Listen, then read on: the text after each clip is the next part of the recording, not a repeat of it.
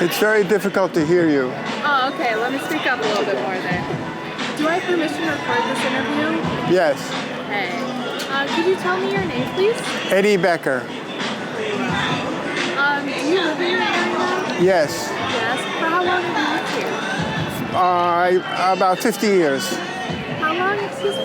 50. 50 years? 50. 50. 50, okay. 50.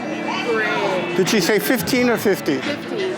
You're 50. 50. You don't look 50 at all. No, I just moved here actually. What brings you here today? What brings you here today? I thought I would take a walk and come to this Adams Morgan Day Festival. Yeah, it's a very beautiful day to do so. Have you enjoyed your time here today? Yeah. I just got here. Oh, you just got here. Okay. So what are your earliest memories of Adams Morgan?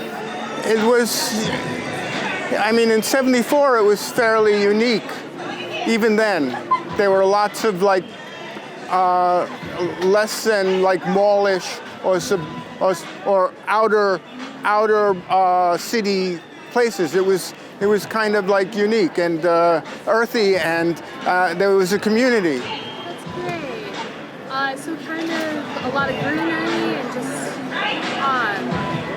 it felt more. It was an urban environment, but on a scale that was walkable, livable, relaxed. That's awesome. So what is the importance of Adams Morgan to you? Are you sure you're getting my audio? Did you check the audio? Yeah, it should be good. It's good. Yeah, it's good. All right. Yeah, so what is like the importance of Adams Morgan to you, kind of this community? What does it like mean to you? Well, I mean, it's sort of an area where like that's easy to meet people. It's dynamic. There's lots of places and people to find from all over the world. A lot of first-generation people who bring with them like new ideas and a different way of new foods, new ways of dealing with realities. It's very diverse here. It's beautiful. So, over the years that you've lived here, what have you noticed changed the most? Like the community, have you noticed there's a bigger change in who lives here? What have you noticed just changing? Nothing's really changed. It's exactly the way it used to be. Wow, that's awesome. There were always a mix of people from different places, new people, old people, but it was always relatively welcoming. And you come here, and of course, everything around it has changed, but Adams Morgan has stayed the same. That's so cool. I love that. So specifically, if you can name some places in Adams Morgan that makes it feel like a community, if there's places that you know that a lot of people frequent, or just in general, where do you feel that most people go and you feel that love of Adams Morgan? Could you speak a little louder? Oh, sorry about that. Do you have any like specific places in Adams Morgan that you feel really exemplify the community? Well, the thing about Adams Morgan is that it's a continually changing thing. So something comes and it tries it out, it makes it or it doesn't make, a new place comes in. So what's exciting about Adams Morgan is it's constantly evolving and changing, but nothing changes. So you get like a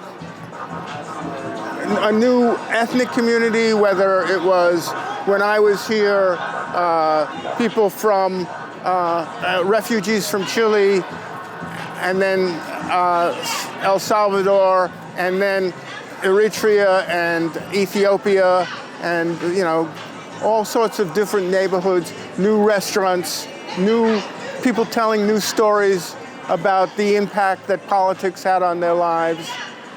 So that's what's unique about it, and that's what hasn't changed. How do you think Adams Morgan might change in the next 5 years, if any? Well, I mean, it's always been a struggle to have it like community-based and people-based. I mean, there's always been that tension. And now, you know, the way that the economics goes, you know, you have pressure on people that's the way it's always been. I mean, it's always been that kind of like force to appreciate the building prices and increase the rents and make it more tenuous for people to live. Is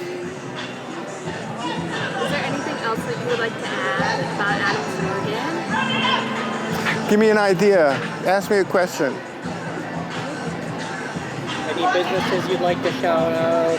Any community centers that you visited a lot growing up? Well, I mean, people aren't utilizing, I mean, for instance, when I moved into the community, everyone was talking about this being a community center. And it really sort of missed that opportunity to be the center for athletics, for theater events, for local artists, for like a community museum, for, you know, a space like this. It doesn't get utilized enough. So the public spaces, because in some ways the dynamism of the community, I mean, that's the thing, the whole struggle over the kind of commercialization where you need to spend money to enjoy yourself in the neighborhood or just go out and meet up with friends and have that presented. And there's a tendency to want to have everything privatized. And because of that, there are fewer kind of public things that you see. I mean, other neighborhoods can, and because of the money that's around, you get people coming in who are, you know, scam artists or grifters who put together like past Adams Morgan events where they're getting everyone to volunteer and they're getting tens, hundreds of thousands of dollars and they're keeping it and not putting it back into the neighborhood. So that's always been the problem between like people who see just dollar signs when they look at the neighborhood. Do you think there's anything the city can do to help Adams Morgan kind of promote that community building dynamism and keep out those people? You know, they make efforts to try to encourage community initiative, but most of the time, like Parks and Recreation, it seems to like work best when the fewest people are there. Like for instance, our Walter Pierce Park, it's got a fenced-in area that, you know, they charge for all of these soccer clubs and groups to use it, but the neighborhood now can no longer use it. I remember seeing soccer matches between the Embassy of China and just Salvadoran street, you know, people from Salvador. It was great games, everyone had a great time. The place was open, it was a sand lot. Now it's all enclosed, you can't get in. And so that's the kind of thing that happens when, you know, they basically are charging people for stuff. The Adams Morgan Day, they used to have to pay hundreds of thousands of dollars to the city to have a neighborhood thing. They're basically charging the community for services they should be providing.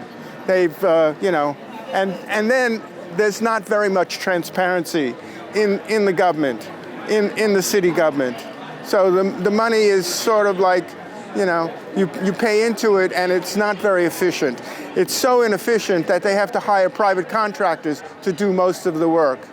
And so that's kind of like a thing that hasn't changed much since I've been in town. And yeah. Are there any spaces where communities, like the community is rallying together to create those spaces even when the city tries to kind of block them off? Say it again? Are there any ways that you've seen the community kind of rally to create those spaces, those shared spaces where the city has kind of... I mean, this eventually became a grassroots initiative, I think. I mean, some of the people who are behind this are really coming out of like the best intentions. Other elements who were behind Adams Morgan Day, you know, we're trying to sell something, we're trying to market the community, we're trying to sell real estate, we're trying to change zoning laws so they could go up then do pop-ups and make the most out of it. So, you need a balance of commercial and community interests, and that's it. And there should be more owner-occupiers.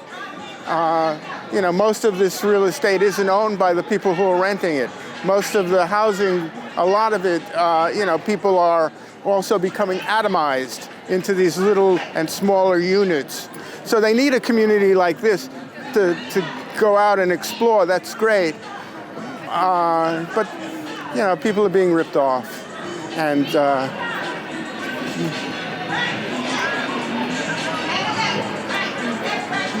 Thank you very much for that. Thank you. I appreciate it.